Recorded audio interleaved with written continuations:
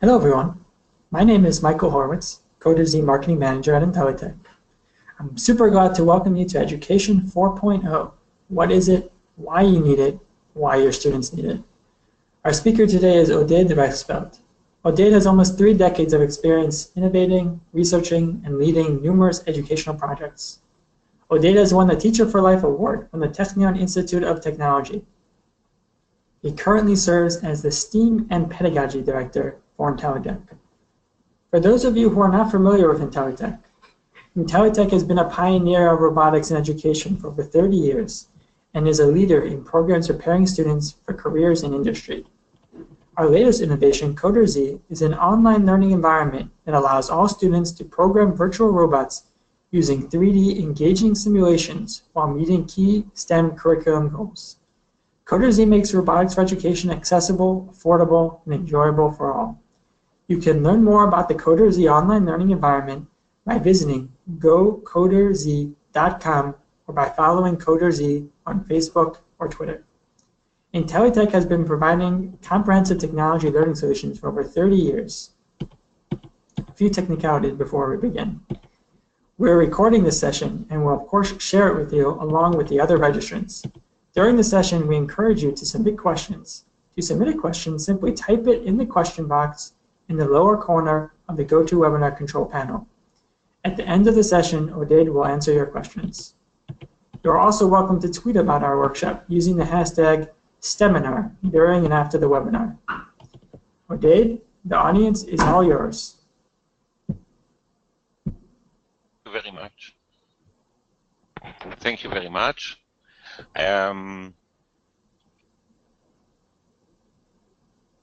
I want to talk to you in this webinar about a relatively new term I was thinking about during a short study I did recently. This term is called Education 4.0, and it is derived from a common term also known as Industry 4.0. In the industrial context, this term describes the fact that human society has passed 4 industrial revolutions in the last 25 and in the last 250 years. Those revolutions completely changed the world of industry, but not only the world of industry. They also changed our life and all the aspects of our life. The way we see the world, the way we bank, the way we go to our vacation, the way we move from one position to another. And I want to show how these revolutions happened and what are the aspects or the impact of those revolutions on education. A few words about me. I am the guy in the red shirt on the right with my student in my automation lab. I have more than 30 years of teaching experience and educational related activities. I believe that education is a tool to create a better world. This is what drives me every morning to go to school, and I enjoy it. I serve as a director for STEAM Curriculum and Pedagogy at Intelitek, and I also founded a personal learning tool, personal assessment learning tool, which is called VIA, which is also reflecting the idea that education systems should follow what is happening in the real world. I want to discuss about these 4 industrial revolutions that humankind has passed in the past 250 years, and I will start this webinar by describing them and their impact on our society. Well, the first industrial revolution happened at 1780, and the revolution was the invention of the steam engine. The steam engine of James Watt that you can see on the right. The steam engine reduced the need for manual labor because until the invention of the steam engine, weaving yarns was done by manual loom operation by humans. The invention of Watt's steam engine made it possible to replace those workers with a machine that did their job faster, more accurate, and cheaper. The invention of the steam engine made those people unemployed, so they rebelled. They didn't like it, and they were called Luddites. They rebelled against it, but they lost. It happened throughout all the industrial revolutions after. People rebel against the revolution, but they cannot win it. If you don't join the industrial revolution, if you don't see that the new how the world changes and you don't adapt yourself, then in a way you are lost. The first industrial revolution, for example, did not affect only the production halls. It affected the entire structure of the society. The most familiar expression was the shift of large group of people from village or rural area to the city, from agricultural life to industrial life. The chart on the right shows how London population changed during those years. You can see that within 100 years, the population rose 7 times of the population in Greater London increased by 7 times, and it's not just mean that you move from the village to the city, because when you move from the village to the city, for example, you stop living in large communities. You start to live as a simple, small family. You don't produce all what you need. You buy some of the things you need and you pay for them with the money that you earn. For example, you don't grow your own vegetables when you are in the city. You buy them from someone and you pay him with the money that you made when you were working. The second industrial revolution happened at 1870, 90 years later, and it was based on the use of production lines, which means that instead of a factory that in which you create a product, you have skilled workers. Instead of it, you have workers that are not skilled, and each one is performing one operation, one after the other. And this is the way the product is manufactured. Again, this is much cheaper because you don't need good labor. You just need simple. Every person is doing a very simple task. So the production line also enable the production of high quality products at a very high rate and at a very low price. One of the most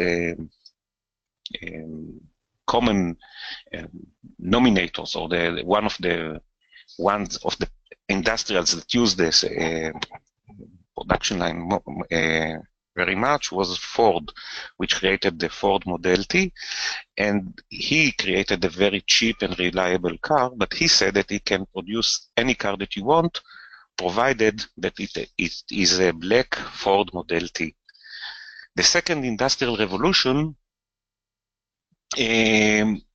also changed the fabric of life again, because you could create metal much cheaper, and this is for enable using railroads, skyscrapers, electrical motors, and again the change of the people moving from rural areas to the urban areas continue to increase, and you can see, for example, in this table, how the growth of major US cities in 40 years, for example, New York doubled its population.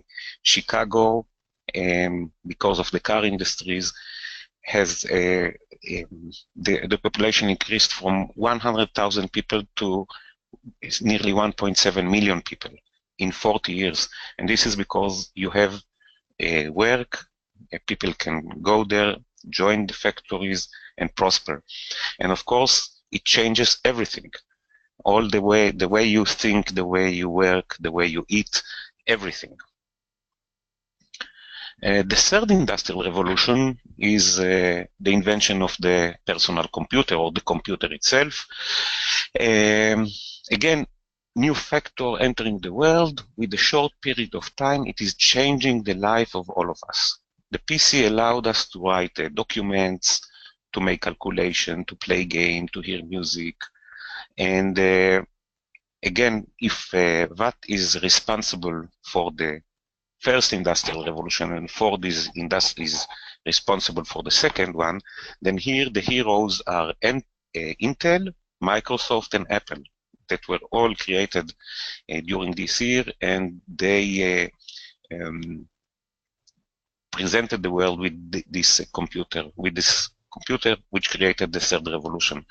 On the picture on the right here, on the left, you can see the first PLC by Modicon.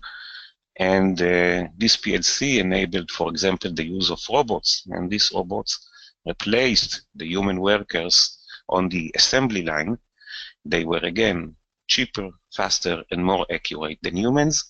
And moreover, they could create different types of cars on the same production line. When you start using robot, you don't have to manufacture, again, black Model T cars. You can create any car you want because you just order the robot to do different tasks, and the robot don't make mistakes like humans. In the education world and in all the other places, you could see starting of laboratories full with computers, with people sitting in front of those computers and doing various tasks. It was a great revolution. The fourth industrial revolution is when all the computers were connected through the internet. And I think that the best way to describe this revolution is this webinar. I'm sitting in my home, far away from you. You are scattered. You can be anywhere in the world, and for free, we can communicate. 20 years ago, it was a dream to create what is now a reality. And again, it's because we have witnessed another revolution. The fourth industrial revolution is about connecting systems. So I showed here an example of swarms of robots that work together, just like swarms of ants or any other animals. 3D printers that enable us to manufacture things at home at a relatively low price. And a global name given for this phenomena is the Internet of Things. I mean, all the things are computerized and they are connected to each other, which means that, for example, in the future, if there is a traffic, then the computer will slow down your car. You will not determine the speed of the car yourself, and maybe you will not even control it because it will be an autonomous car. So the world is changing very, very fast, and you can see on this timeline that the four revolutions that I have described are getting closer to each other. You can see that, for example, in our lifetime, in my lifetime, 2 industrial revolutions already took place, and I think that we are on the verge of the 5th one, because what is happening behind these revolutions is what we call singularity. The world is developing at a very high rate. So you can see, for example,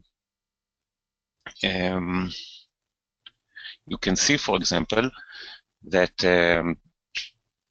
now computers, we think that now computer can think in the IQ or in the ability of a mouse, but in few years from now, computer will be able to think like a human being, and in few more years, computer will be able to think like a group of human beings.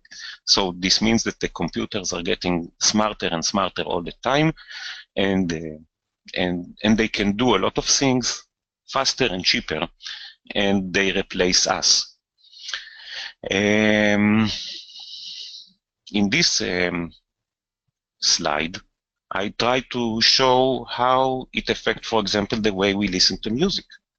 Because 150 years ago, we could hear music only from purely mechanical systems, like the one you see here, and then electrical power came in, so you could change the records and to use electrical patiphones.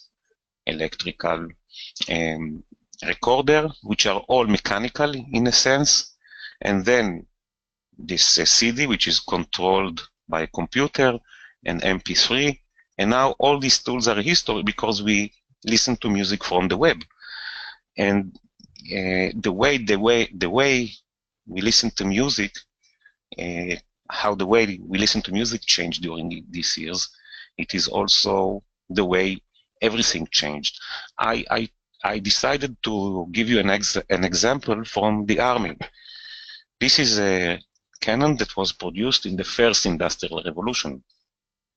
This cannon was produced in one factory in which there were workers that knew how to build it.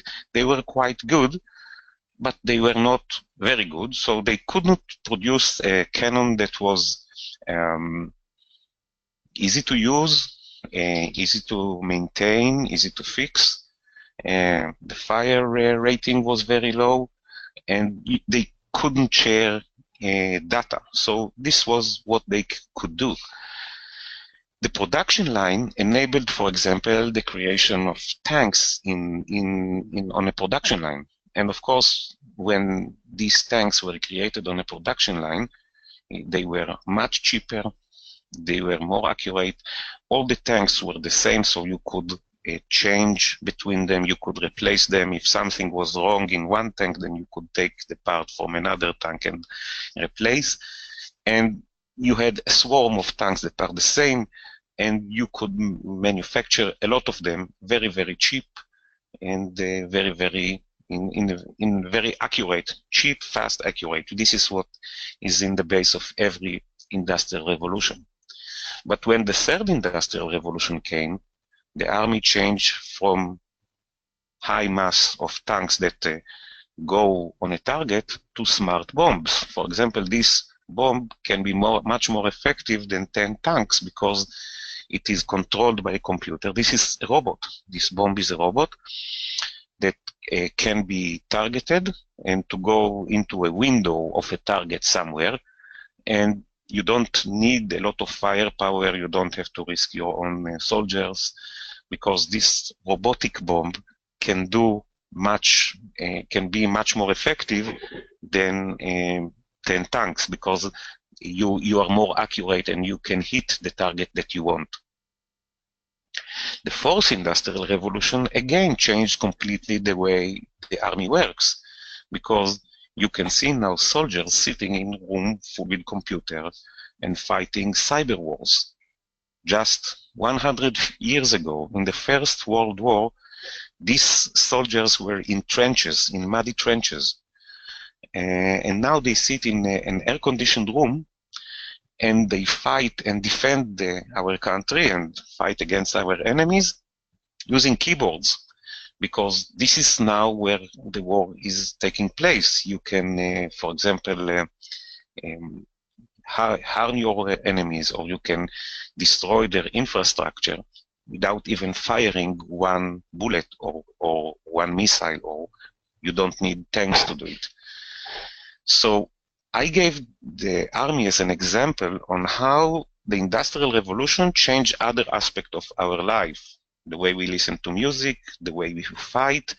Of course, I could give you also an example on how it affected, for example, the health system, because we know that this system is evolving all the time.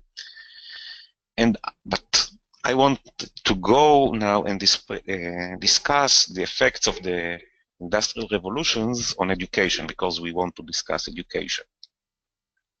So the first industrial revolution had very little effect on education, basically because children were working in these factories with very, very bad conditions, and they were used and exploited, and I don't want to speak about it too much.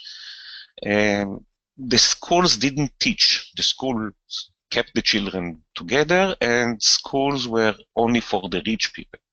Only the rich people could afford sending their children to school, because schools were expensive and only rich people could use them. But when the second industrial revolution happened, the factories required workers that can read, write, and do basic arithmetic.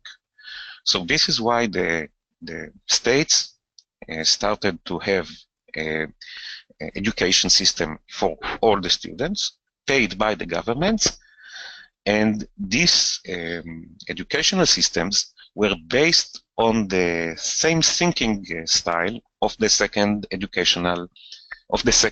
industrial revolution. I will give you some examples. In the second industrial revolution, we had the production line, and in the education system, we have a preset order learning path, just like the car in Ford is moving from one station to the other.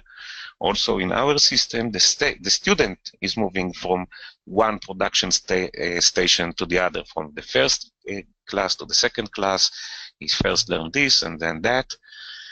At the end of each production station, there is a QC that check if the product is good enough to continue to the next station, or should it be discarded. And the same happened in the education system. We check the system, we check the student, we compare them to a standardized test, and if they don't meet the requirements, then maybe in some cases they have to go to another school or even go out of the educational system.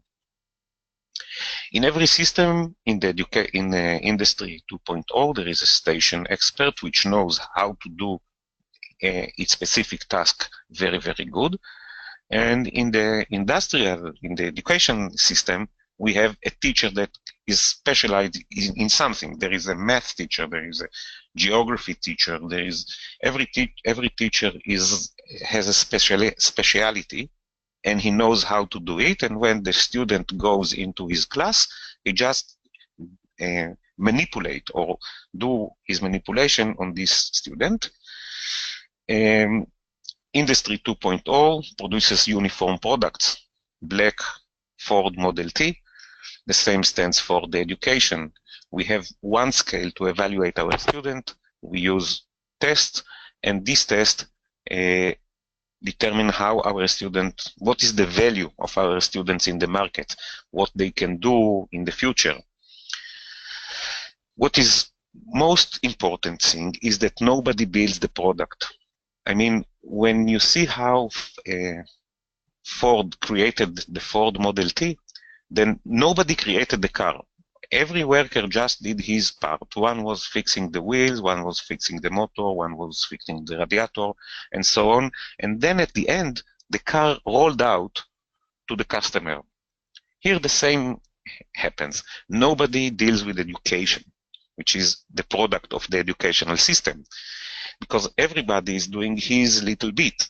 Every teacher along this production line of student is doing his little bit. He is teaching this, he is doing this, but nobody sees the entire picture about how this student is developing, how it is evolving, what are his strengths, and so on. I want to be, when I say it, some people say, but schools have computers. That's right. Computers, when computer entered our society, computer also entered the school systems, and a lot of programs were created in order to teach math, in order to teach reading, in order to teach all other things. But all of them were in the mindset of the second industrial revolution, because all these softwares try to replace the teacher and give the student the same thing using different tool. But they didn't change the mindset that I discussed in the earlier slide. When internet came to the world, schools were connected to the internet. But, and again, a lot of tools that were supposed to increase collaboration, to increase, such as the smart boards, entered the system.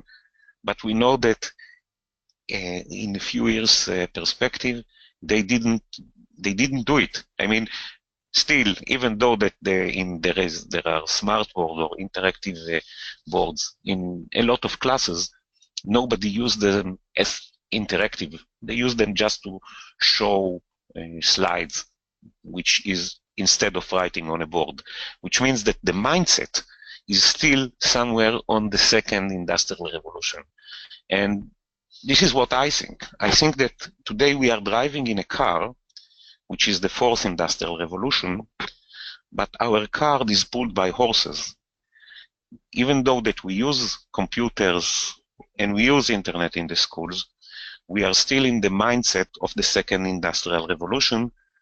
And I think that the reason for this is in what Albert Einstein said. We cannot solve our problems with the same thinking we used when we created them. If we will stay in the mindset of the second industrial revolution, we will stay in the second industrial revolution, and we will not understand that the world has changed and the educational system should also change and be like all the other systems that serve the society. I will give you a few examples. In the second industrial revolution, in the dawn of the 20th century, people said that the brain is a tabula rasa. It's a blank slate. The student knows nothing.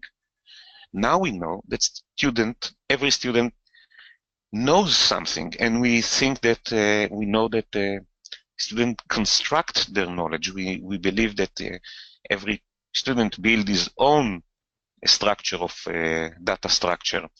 And there is a great difference between what we knew about how the brain works in the second industrial revolution than what we know about the brain now. Because, for example, in the beginning of the 20th century, people thought that at the age of 22 or 24, the abilities of the brain start to decline. And now we know it is not so, because we know that there is a plasticity of the brain. We know that people can change their IQ during their lifetime. And in the past, we didn't think it is possible.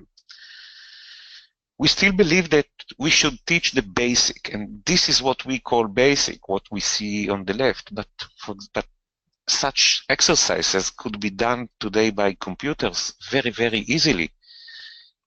However, we start doing it, we continue to do it, and we don't ask the market. We don't ask the places where our students are going to work what they need. The student is 12 years in our institutes. What is waiting for him when he will finish? What he needs? I don't think that any one of you think that he will need this. He will need a lot of other things, and we can give it to the student. We can give the student what he needs and not what we think is the basic. Another example for this attitude is the fight between knowledge and skills. And this is, by the way, one of the reasons that I founded VIA, because I think that we teach knowledge because we value knowledge, and this is what we evaluate at the end of the process. This is our test knowledge. So if you gain knowledge, then it means you passed the educational process in a good way. But what you need is not knowledge, because the knowledge is changed completely his status in our life because of these revolutions. The access to knowledge is much easier, and what you need is skills, how to gain this knowledge, how to use it, and how to create your own knowledge based on the knowledge that you can reach. We don't see computers as thinking tools, and I will give you Wolfram Alpha is one of the great examples. But I think that even PowerPoint is a great thinking tool, because when I created this presentation, I use it as a tool of feedback, which means that when I created this presentation, the PowerPoint already all the time showed me what you will see now, and it enabled me to improve it in a very, very interesting and long process until it reached what you see now. We still think that students should learn individually and not in a collaboration. Even though we know that collaboration is very, very important, it is one of the 4 C's. We ask the student to sit quietly in the class and listen to us, to the teachers, and not to. We do not allow them to speak one with the other. And again, we know that when they collaborate and communicate, it helps them to be much better student than if they sit quietly at class and listen to what we say. So what we are doing, we are a company that is working in the field of education. And as mentioned earlier, we started when the first robotic were introduced to the market, something like 30 years ago. During this time, we passed few revolutions ourselves.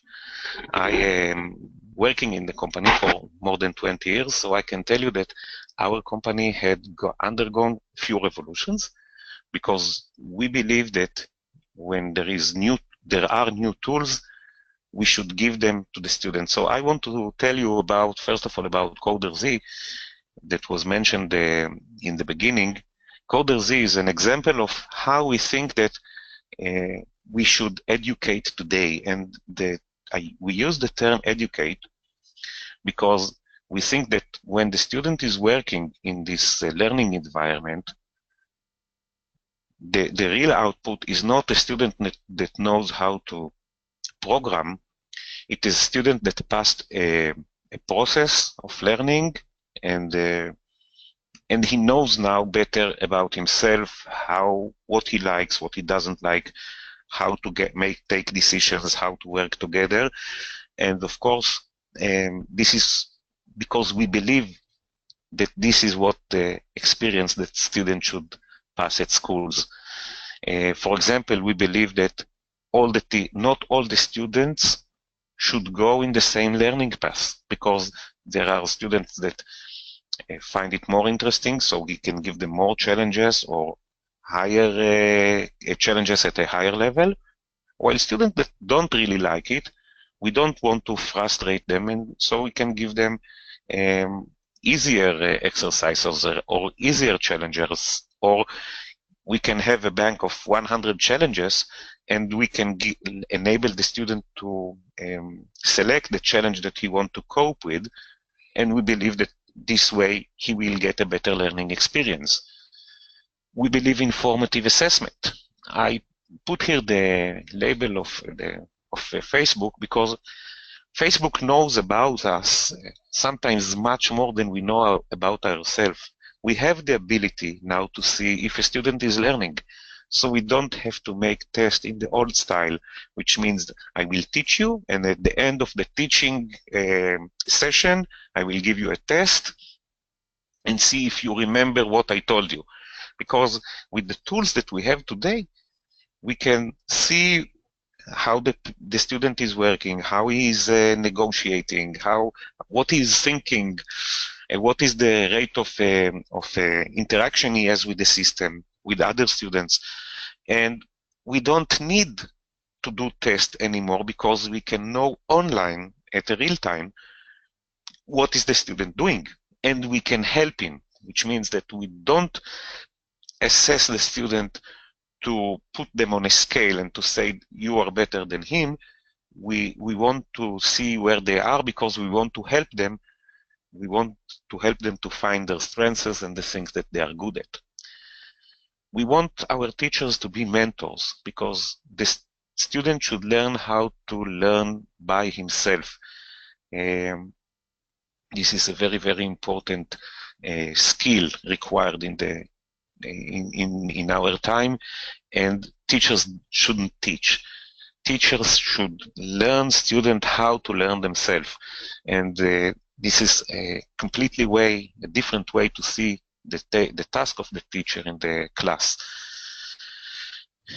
We know, for example, now that not all the students are the same. Some students, for example, may like very much to program the robot, and some not. So we have to find for each student the thing that he will be good at, because we know that there are multiple intelligence, and every student is strong at something else. And our task as an educational system is to help every student to find what are his or her strengths, and not to frustrate them by forcing them to do something that they don't really like. And in my perspective as a teacher, I think that we should remember that the goal of the educational system is to educate and not to teach. Because when you educate, you give the student the tools to be a much better person when he will grow up and will be a part of the society. In the schools of today, we shape the face of the future society. When this small child that is sitting here will be a policeman or a teacher or a member of the Congress, in 40 years from now, we want that he will have the values and the beliefs about the need to do good things, about the difference between bad and good, what are the values of the world that we want him to keep when he will be an adult or when he will be a teacher. So we believe that education is, we have 12 years in which we can shape the future of our society, and I think that we miss them by doing something else, by giving them knowledge.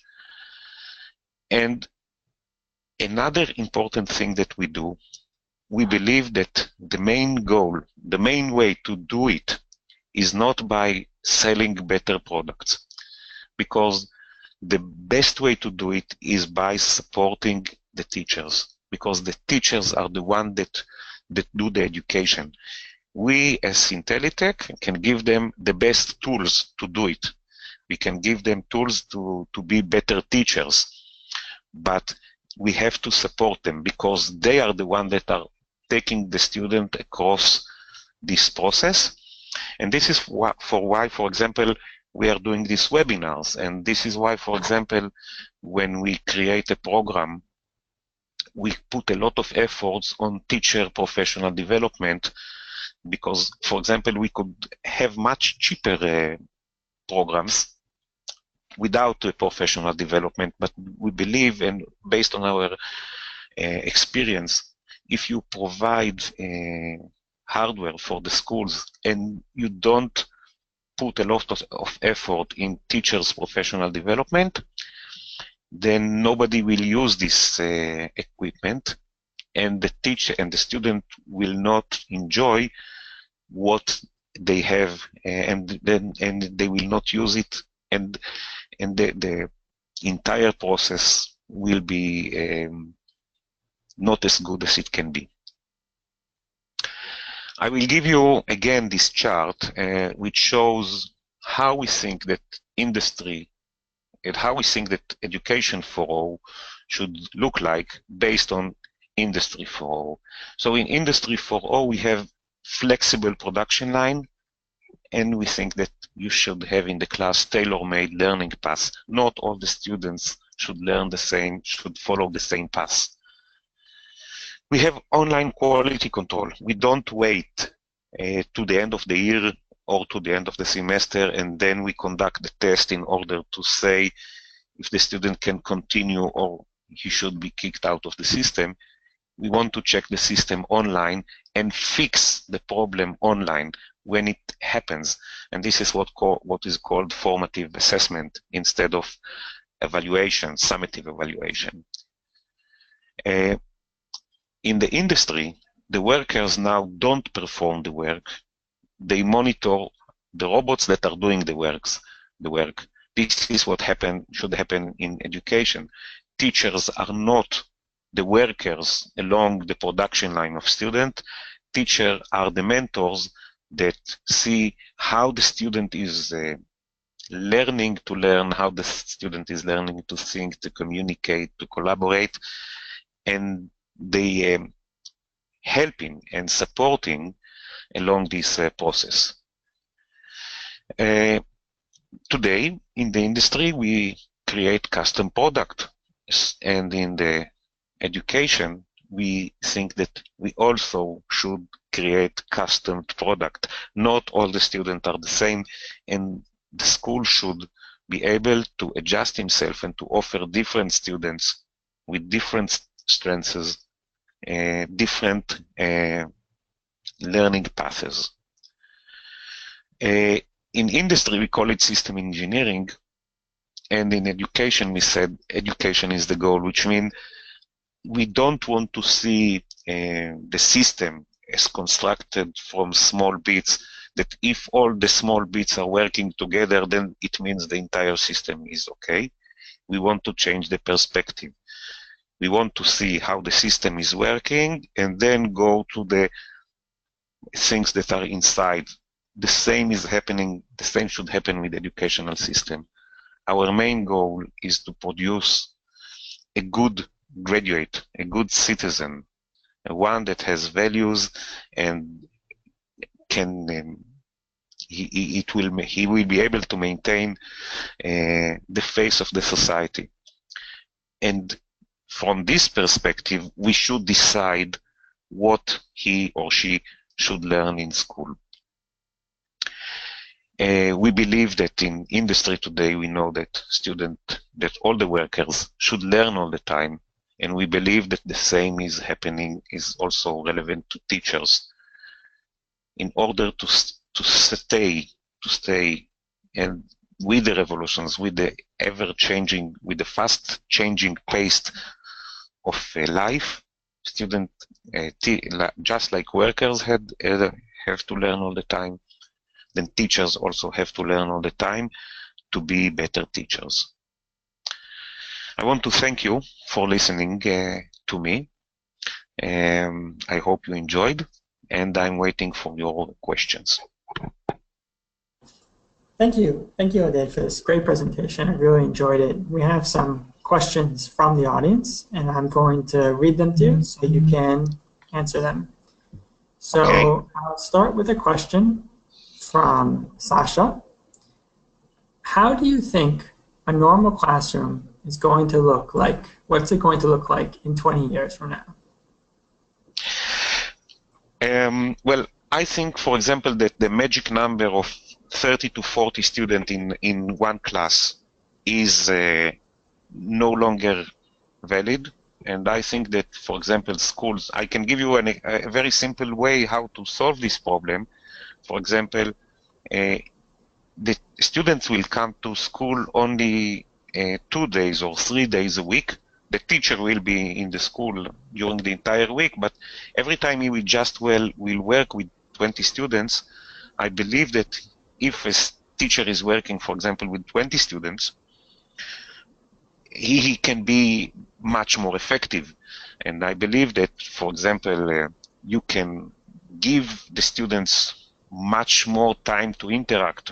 For example, you can do it, for example, you can have this in the school that the students come, they learn 1 hour, and then 1 hour they are free. And they can discuss what they learn, and they can communicate in the school yard and so on. And in this time, the other half of the class is learning. And this way, the teacher can see each student, can speak with the student, can interact with the student, can help the student because he sees the student. And I think that when this will happen, and as I give you an example, it doesn't mean that the price of education, the cost of education to the government should be doubled. It can be done with the same resources that we have today. Education will be much more effective, and teachers will be much more effective, and I think that, for example, classes can work in this way, because I don't think that, I think that interaction is in the base of education, and you should enable students as much as interaction as you can. Thank you. That sounds fascinating. I would love to see that in action. We have another question from Gabriella. How would robotics fit into this new concept of education that you've been discussing? Robotics are in my opinion, robotics are never the subject of the lesson. The subject of the lesson is always the student, and the robot is a tool. Now, from my experiences, because I teach robotics many, many years, I think that students feel much safer when they get feedback from a robot, because they know that the robot doesn't judge them. Because, for example, if they want the robot to go to the right, and instead the robot goes to the left, it will just give them the energy to try to solve this and make the robot do what they want. While in the case of a test, if they fail in a test, it will not encourage them to try it again. It will let them feel that they cannot do it, and because when human is evaluating you, you think that it is judgmental, and when robot is evaluating you, you think it is critical, and it is easier for you to get response from a robot.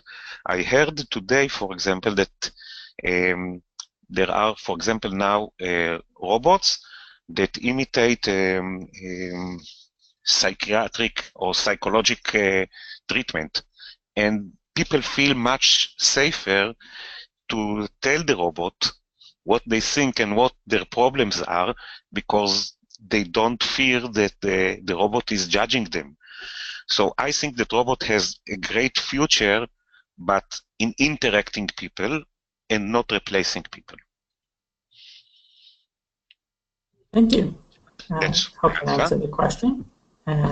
Let's see, we have another question from Alejandro.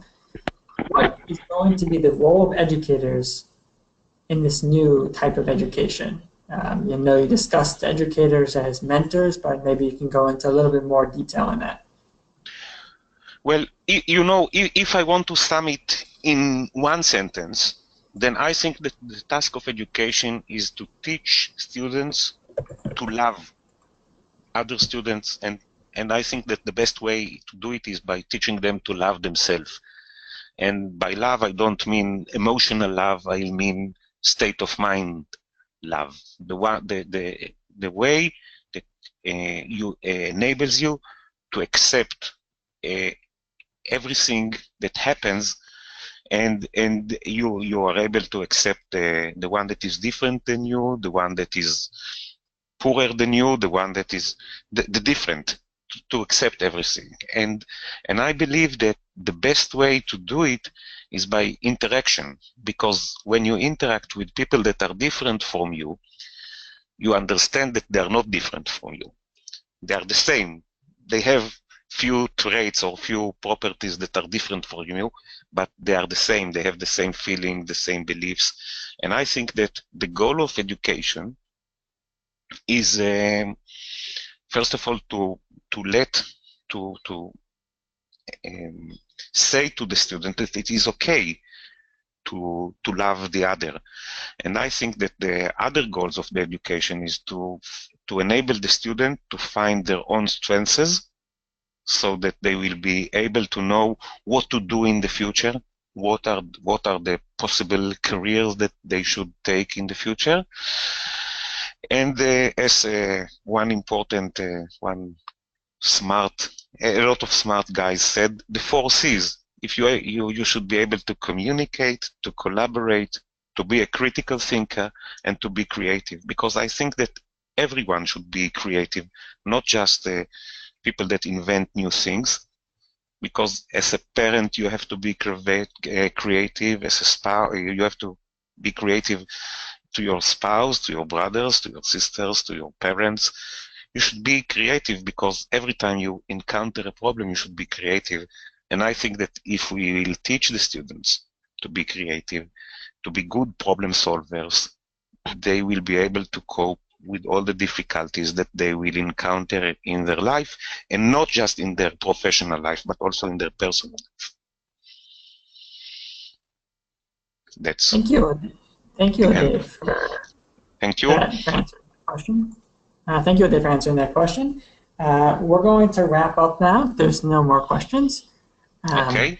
So thank you for speaking with us today. I certainly enjoyed your presentation. I think our audience did also. We have people from all over the world. Our next STEM webinar will be September 13th at 1 p.m.